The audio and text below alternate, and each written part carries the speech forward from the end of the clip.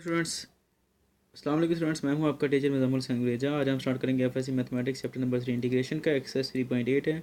नीचे मैंने अपना WhatsApp number, Viber number, email address हर चीज़ लिख दी है। अगर प्रॉब्लम हो तो हम मुझसे कॉन्टैक्ट कर सकते हैं। जब आप मेरी ये वीडियोस देखें, इनको लाइक और शेयर करें वीडियोस को, और साथ में मेरे चैनल को सब्सक्राइब करें और छोटी सी बेल बनी होगी इसके ऊपर क्लिक कर दें ताकि आपको मेरे नोटिफिकेशन जो होंगे चैनल के वो मिलते रहें साथ साथ। आज हम स्टार्ट करेंगे क्वेश्चन नंबर 5।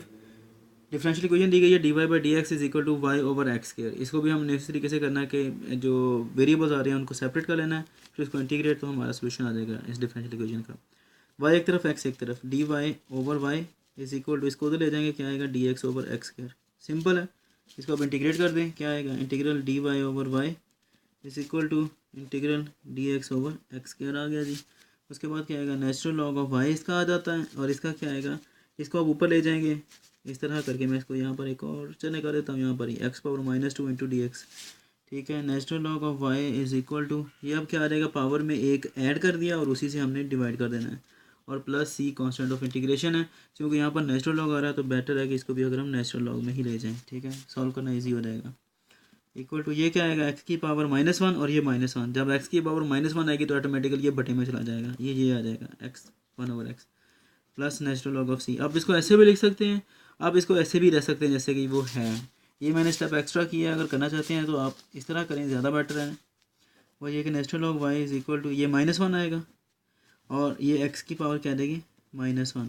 और यहाँ पर ना भूलें कि 1 आ रहा है हमारे पास। ठीक है, तो यहाँ पर 1 आ रहा है, हम उसको नेचुरल लॉग ऑफ ई कह सकते हैं, क्योंकि नेचुरल लॉग ऑफ ई जो होता है वो भी 1 के इक्वल आता है। ये सिर्फ हमने अपने तरीके से क्वेश्चन को सॉल्व करना है थोड़ा सा, तो इसलिए हम अपने पास से लगा देते हैं ये। ठीक है, ऐसे ही जैसे कहते हैं कि हम यहाँ पर कुछ नहीं तो हम एक्स से डिवाइड और मल्टीप्लाई कर सकते हैं, क्योंकि ये भी 1 के इक्वल होता है। ठीक है, तो अपनी मर्ज़ी के लिहाज से हम कुछ कर सकते हैं, लेकिन हमने कुछ भी जो करना होता है वैसे होता है कि मैथ के रूल्स की खिलाफ वर्जी ना हो।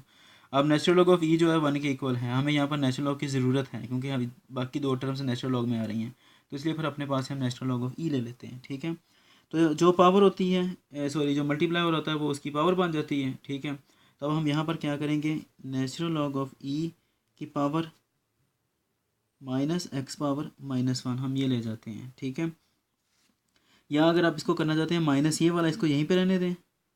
ठीक है, x पावर -1 सिर्फ ले जाएं, क्योंकि अभी सॉल्व करना है तो बेहतर है कि अगर इजीली सॉल्व कर लें तो। अब इन दोनों को थोड़ा चेंज करें, नेचुरल लॉग ऑफ सी पहले लिख दिया, अब ये minus natural log of E power, अब x की पावर क्या आ रही है, -1। हम इसको क्या लिख सकते हैं, मैं दोबारा लिख देता हूँ, natural log of C minus natural log of, चूँकि x की पावर -1 है तो हम इसे 1/x भी लिख सकते हैं। ठीक है, मज़ीद इधर ही सॉल्व कर लेता हूँ मैं। नेचुरल लॉग ऑफ y यही वाला, उसके बाद equal to natural log of, ये देखें अब c आ रहा है और साथ में ई पावर -x, ई पावर 1/x आ रही है। दरम्यान में चूँकि माइनस आ रहा है तो हम इसे बटे में ले जाएंगे, c ओवर ई पावर 1/x ऐसे लिख लेंगे।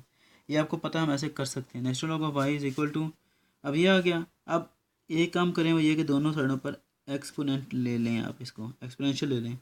Natural log of c over E power 1/x, ये क्यों लेते हैं मैंने आपको पहले ही बताया था, सिर्फ नेचुरल लॉग ख़त्म करने के लिए हम दोनों की पावर e रेज़ कर देते हैं। ठीक है, अब क्योंकि ये दोनों कैंसिल आउट हो जाते हैं, नेचुरल लॉग और ई, तो पीछे सिर्फ फंक्शन बचता है y, और इधर भी सिर्फ ये बचेगा, क्या है, c ओवर ई पावर 1/x। ठीक हो गया जी। अब आप इसको ऊपर भी ले लेके जा सकते हैं, सिर्फ इसको सिंप्लीफाई करने के लिए। जब ऊपर जाएगा तो क्या आएगा, e की पावर माइनस हो जाएगी, -1/x आ जाएगा। ठीक है, तो ये हमारा आंसर है, सोल्यूशन है हमारा किसका, डिफरेंशियल इक्वेशन का। ये सोल्यूशन है ये। उम्मीद है कि आपको समझ आ गया होगा। थोड़ा सा डिफरेंट है लेकिन इजी है, लेकिन अगर कोई प्रॉब्लम हो तो मुझसे कॉन्टैक्ट कर लें, मैं इंशाल्लाह आपको पूरा गाइड करूँगा। बाकी अब नेक्स्ट क्वेश्चन में आपसे मिलता हूँ, तब तक के लिए अपना ख्याल रखिएगा और मुझे दुआ में याद रखें। अल्लाह हाफिज़।